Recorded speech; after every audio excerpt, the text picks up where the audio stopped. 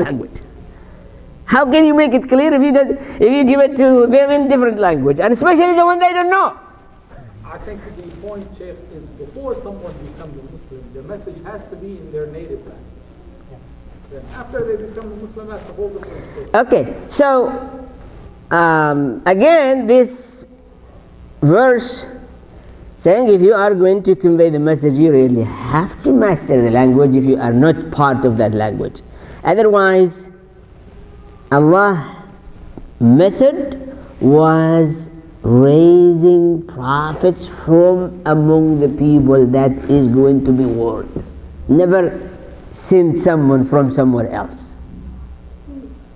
Allah could have sent someone from this nation to the other nation, but not. Or an angel. He raised them from within them, that they are acquainted, they are familiar, they have been raised with them. And the Prophet used to use this.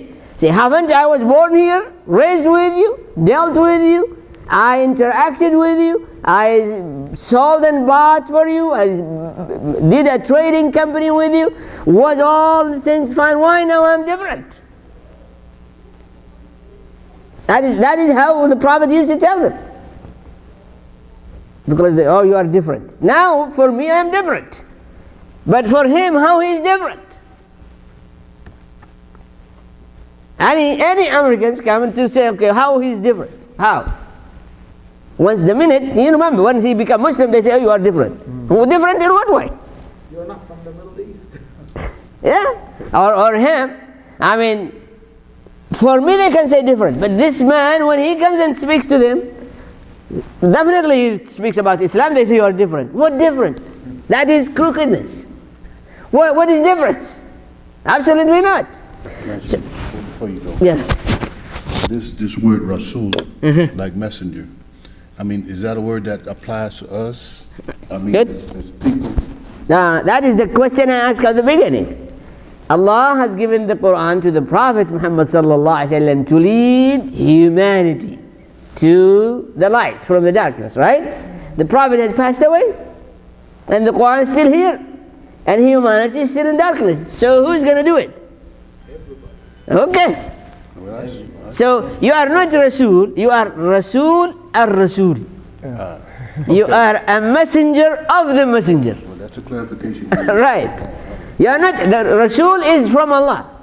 But you all believers, Rasul from the Rasul. And the Sahaba, the Prophet used to send some people, he said, Ana Rasul Rasulillah. I am a messenger of Rasulullah to you. And here what is I want from you. So you are, by this, you are messengers being commissioned by the Prophet ﷺ, not by Allah. Alright? Good? I'm sorry, I don't want to get you off track, but I feel strongly about something. I mean, Go ahead. just because I do not speak Arabic does not make me a non-Muslim. I want nothing more in my life, inshallah, to learn Arabic and to read The Quran. and to read the Quran in Arabic.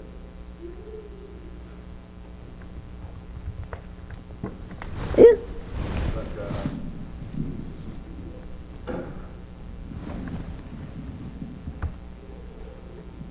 just because I don't speak Arabic doesn't mean that I'm not a Muslim. I want nothing more in my life inshallah to read the Quran. But who said so? Nobody. The Quran said to mankind. Right. All mankind Arabs?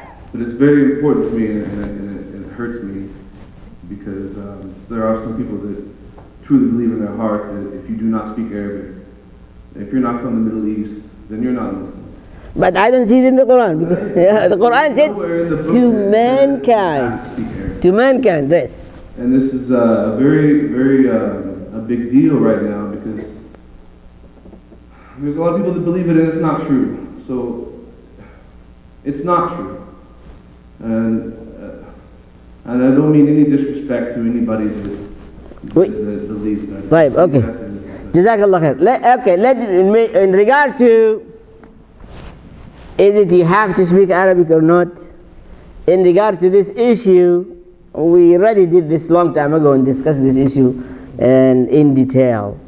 But in very simple way, if you look to the Islamic history, Muslims started in Arabia and then spread all over. So let's follow them. Where did they go? So they went from Arabia to Egypt. And suddenly Egypt used to be Coptic, and on their own they Arabized their language and their culture. But Islam went to Persia, which is Iran, and Turkey. And we find these people, they never Arabized anything. They kept their language and their culture, and they were. Who can tell you that, oh, the Muslims in Turkey are less than Muslims in Egypt? They went to Spain. They went to all these India and Pakistan. Islam, this is Sahaba who carried Islam also to India and Pakistan. They did not, those people in Afghanistan, they did not Arabize their life and culture and language. They did not. They stay the way they are, and who can tell you these are less Muslims than these who are in Arabia. This is the Sahaba have done this. If they know it is must, how can they let it go? This is Sahaba who did this, not we, not me and you. The Sahaba carried the deen all the way to India, and carried it to Egypt, and carried it to Persia in the Khilafah of Umar. So if the Sahaba knows this is wajib, how can they let it go? Is that clear? Okay. There is a whole lecture about this. But Sheikh, simple is this thing. You read Quran in Arabic and then understand in English, whatever your language. That's simple like ABC. The main thing is understand it. Right. So you read it, but you have to read in Arabic. No, but you can't say if you don't speak Arabic, you are less Muslim. See, nobody. I mean, this is the Sahaba, the best generation taught by the Prophet. They never said to the Persian, you are less Muslims than people in Egypt, or people in North Africa, or people in Spain, or people in any other country. They never said so. Otherwise, they will never let them go by. On their own, some scholars from this country, Bukhari and Muslims and Sibawayh, all of these non-Arabs, on their own, they become scholar of Arabic language.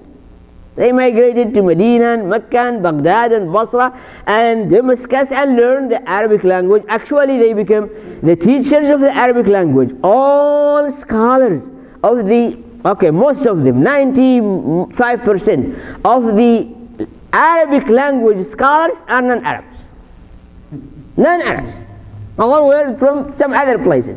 So it was their choice to become the teachers of Arabic to Arabs.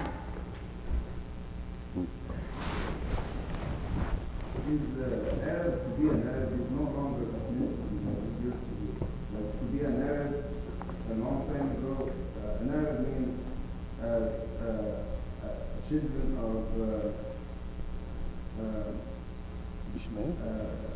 Ismail, like Jews are the children of Yaqub. But now, to be an Arab is to speak Islamically, Arabic is, or Arabs is not a race or a geographical place. It is a language, and the Prophet says, العربية اللسان من تكلمها فهو عربي. Arabic is a language. Who speaks that language, he is an Arab, regardless of their race and so on and so on. Even the Christians in the Middle East, they are Arabs. There are Jews and Christians, but they are Arabs because they speak the Arabic. So it's not Arabian or Arabic equal to Muslim and Islam. There are many non-Muslims, Arabic people and communities in the Middle East. So this is, the Prophet wants people to learn the Quran, encourage them when he said, you will become an Arab if you learn the language, because it's going to give you direct access to the Quran.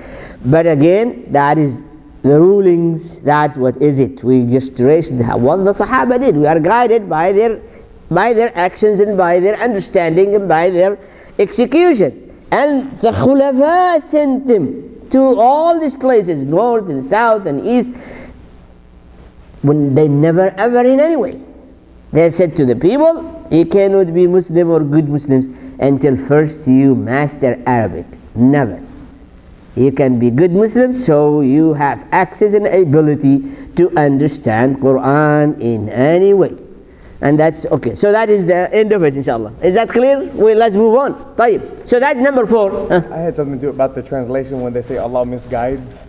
Should we say that, like, let's go astray, or in a different way than misguide? Because yes. if you misguide someone, you're deceiving them, or... Right. That is wrong. To say Allah misguides, it is wrong. Allah does not misguide anybody. Allah wants to guide you. How can He misguide you? Allah in the whole Quran, and as we said, prophets and messenger and reminder, wants to guide mankind. Said Muhammad ﷺ to guide mankind. So Allah does not misguide. Allah let people go astray when they insist not to receive the misguidance. When they take role like this, preferred the love of this world or the other one. When they hinder people from reaching to the truth. When they think crookedness, these are Allah let them go astray. But Allah does not misguide anybody. Allah, on the contrary, wants all mankind to be guided, otherwise there was no need to send the Quran and the Prophet. And so if you said Allah misguides, and you mean He purposely mislead people astray, you are doing big sin. Allah permit and Allah let people go astray when they insist on not to reach the truth or to accept the truth. As we just said, the verse in Surah Ar-Ra'd, Allah said this Quran is truth, yet many men deny it. How crookedness, because there is no evidence of that. Okay. وَلَقَدْ أَرْسَلْنَا مُوسَى بِآيَاتِنَا أَنْ أَخْرَجْ. Number 5 is just for example. Go ahead. And indeed, all the prophets were doing the same thing.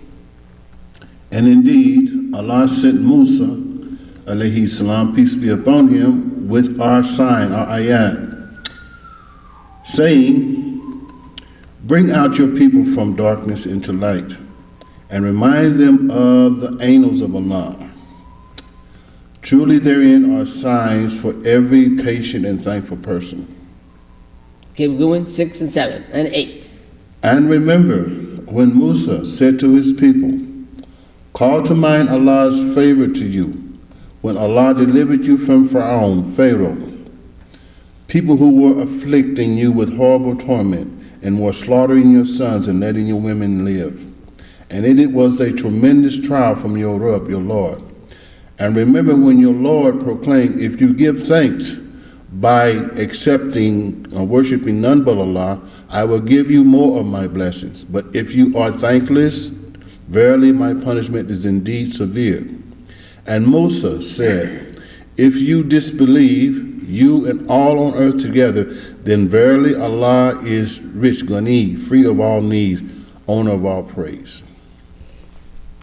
This is example of, because the surah started saying to Muhammad ﷺ, with the Quran, your role to guide people, to guide humanity from darkness to light. And then what kind of people you expect to have them in your way, in your face.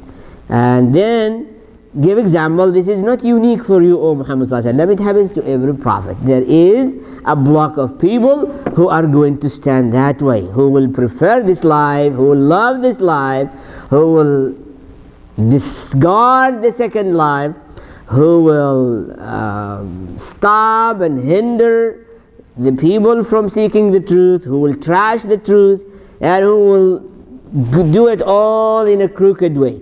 Musa alayhi salatu wasalam, for example, happened to him the same thing. And then the next verse will mention all the rest of the prophet, to say all prophets coming with the same goal to guide humanity. And these kind of people, of human being, decided to stand between the prophets and the rest of humanity.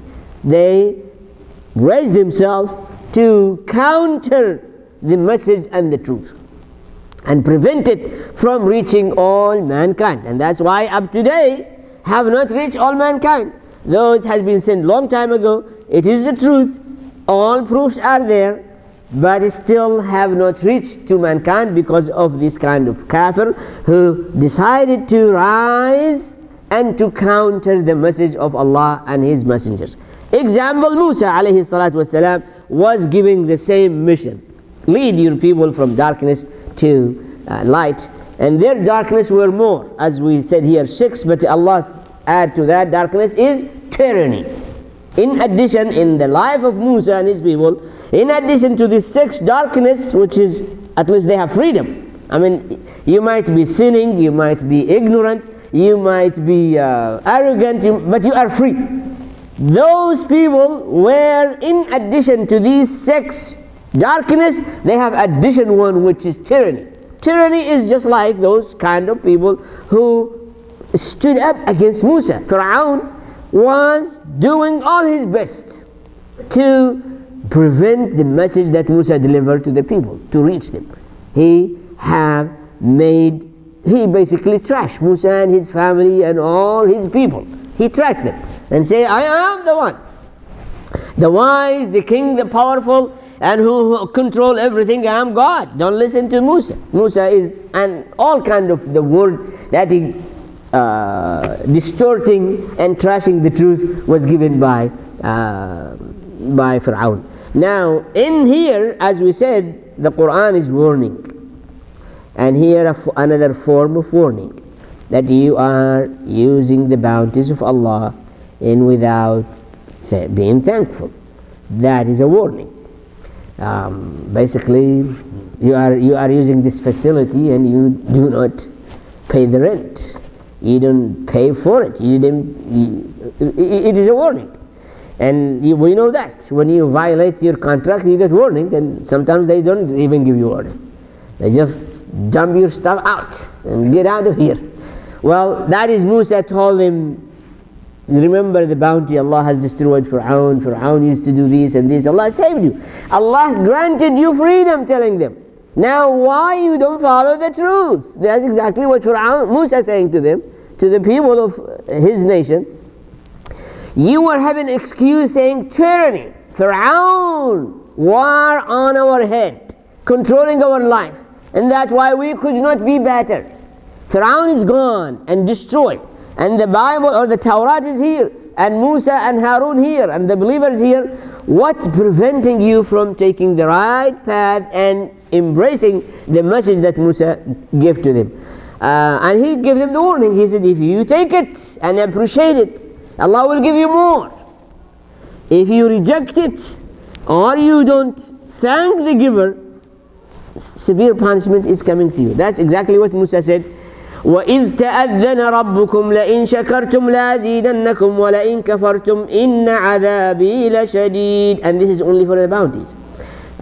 If you are in the opposite side, you are in adversity, you are in hardship, you are in difficulties, and you commit more disbelief, it doesn't mean Allah will multiply your hardships. No, because hardships are being measured and does not multiply. Only bounties and good things, if you are grateful, Allah multiplies it. The hardship, difficulties, test, trial, Allah does not multiply them. If design some for you, that's the course being given to you. And even if you go on in your misguidance, Allah will not multiply that to you, because Allah is merciful, and that was the purpose, to turn you back. You did not turn back, you are on your own. We'll let you go astray. وَإِذْ قَالَ مُوسَى, but Musa reminded them that Allah doesn't need any of your service. If all humanity doesn't believe, Allah is not going to be affected. It's only your future and your good future if you are going to believe. وَقَالَ مُوسَى إِن تَكْفُرُوا أَنْتُمْ وَمَنْ فِي الْأَرْضِ جَمِيعًا فَإِنَّ اللَّهَ لَغَنِيٌّ حَمِيدٌ. Allah in no need.